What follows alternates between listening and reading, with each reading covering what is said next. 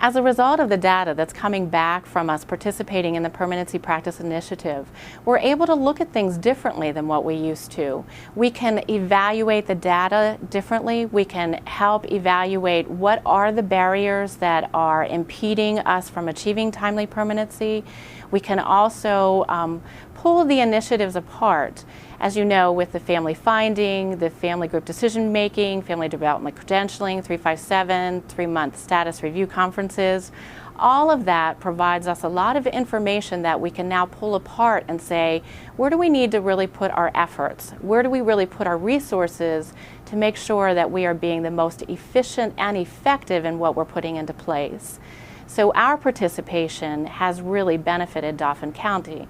And I know as an administrator, you have to take a risk. You have to be willing to step out there and participate in one more initiative, but it really has made a strong difference here in Dauphin County. So the reason we were involved in the Permanency Practice Initiative was after meeting at the statewide roundtable and the practices that were recommended, they were an incredible confluence, a perfect confluence of supporting families. In Dauphin County, we were doing family group decision making for a long time, but family credentialing and family finding fit perfectly with those practices. So that, after that was decided at the statewide roundtable, to come back and be part of the initiative was really, one, we were doing family group decision making, but in addition to that, we were challenged at the statewide roundtable to initiate 3-month reviews,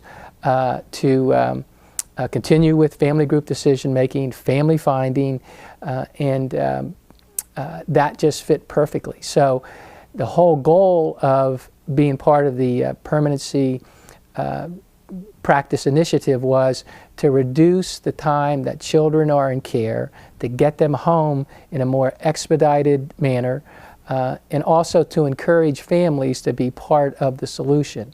It wasn't the court telling folks and parents and families, we know what's wrong with you and we're going to tell you how to fix it.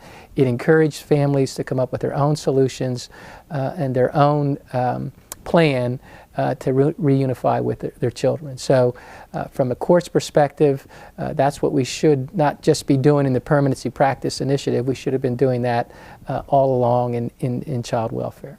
As a parent, I believe it's extremely important to be up on the best parenting techniques, and oftentimes I need to sit and reflect about whether or not I'm just upset at my kids or what would provide a better outcome. Is it the traditional way to discipline a kid the way that I was disciplined, or should I think about ways to get better results? I think we should be asking ourselves the same thing, not only as parents but as administrators. What are the best practices that have proven outcomes that are going to show the best results for our kids in our formal system?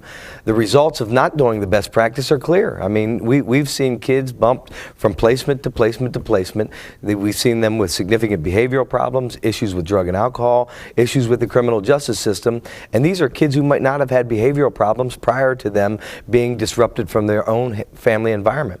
Let alone kids who have other significant behavioral issues and what that actually does to them to bump them from foster home to foster home and never finding a permanent place for them to call home.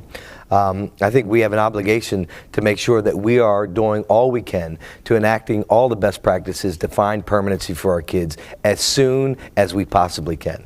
Ultimately, we have an obligation to do that, and every study that I've seen shows that the amount of time from a kid's disruption in their permanent environment till permanent placement, the shorter that amount of time, the less the social and the emotional impact there is on a child. And if our agencies, and I'll tell you, I hear my county commissioner organization complaining about it all the time. We need more money. We've got more costs. We've got more kids into our system. Well, I don't know how we could ask for more money unless we make sure our organization and our agencies are implementing all the best practices currently. And in order to do that, again, don't just rely on your administrator. There is right now, through the Pennsylvania Permanency Practice Initiative, a handbook that shows you not only what the most promising practices are, but there is funding for each one of those practices. And in Dauphin County, we've not only been enacting these practices for quite some time, but for the commissioners out there that are listening, we've reduced our county share out of our general fund side of our budget this year alone by about $1.3 million. And in tough economic times, when you can enact best practice, when you can figure out the best way to get permanency for a child, when you can figure out a way to have that impact be lasting and make sure that we don't see these kids coming in and out of our system, and ultimately, as the end result, save taxpayer dollars, folks, I don't know why we're not on board with all of these initiatives.